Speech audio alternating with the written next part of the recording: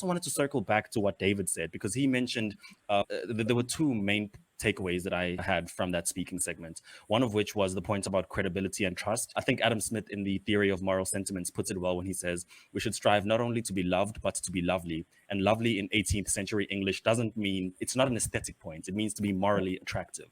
So we want to engage with the world such that people find or see the need to trust us and to find us morally attractive, which I think hits the nail on the head as well. When you're talking about financial professionals, we shouldn't be going out there asking people to trust us. That should be displayed in our actions. And I think you put that very well. I think you summed it up quite well. The second point that you made was about social media, which is a double-edged sword, because on the one hand, social media can be used for a lot of good. Look, we're having this conversation and we're going to share this, and a lot of people are going to engage with this and perhaps even start engaging and thinking about things that they had not thought about, or that they would not have thought about had we not, aired this conversation. So it's good in that sense, but it's also bad in the sense that a lot of very influential people who have very perverse and skewed ideas of what money and success is and ought to be also get the chance to permeate their content out there. And so that filters into the minds of young people, and young people have this derided view of what success is, as Lilani was saying. So I do think that social media is perhaps where the source of our problem as young people is. And some of us have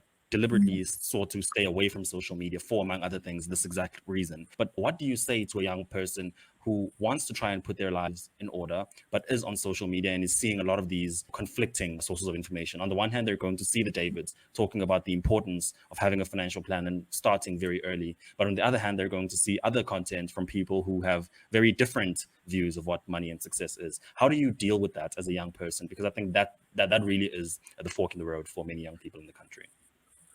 Yeah, so it's easy to say, right? But this is something that you learn with age and comes with maturity. And yeah, again, quite early on in my career, I was the windgat. I was trying to do everything that everyone else does.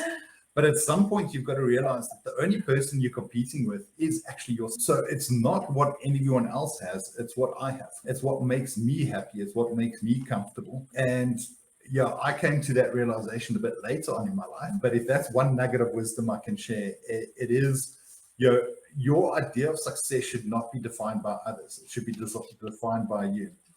And then another very important principle that I don't think is spoken enough about, and Lonnie mentioned it, but ultimately it is not what you make in terms of money, it is what you keep. So if that's one nugget that people can realize, and I'm going to disagree with my colleagues slightly, because I watched a very interesting talk and they said start saving from your second paycheck.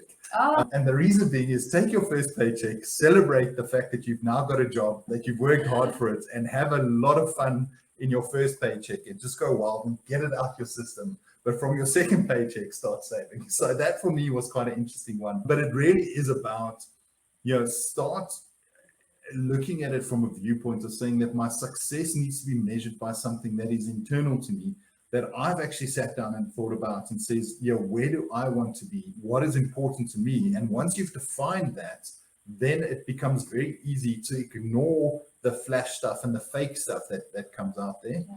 And then the last point I'd want to make is check the credibility of the sources. So like I say, there is a lot of information out there. The FSCA has a consumer education website. The FPI has a consumer education website. So there's a lot of credible sources. The CISA Foundation has a website. So there's a lot of credible sources out there, and it's about discerning the credible sources versus the flash stuff. So really take a bit more of a deep dive inside things, because a lot of times the surface is not what is actually lying beneath.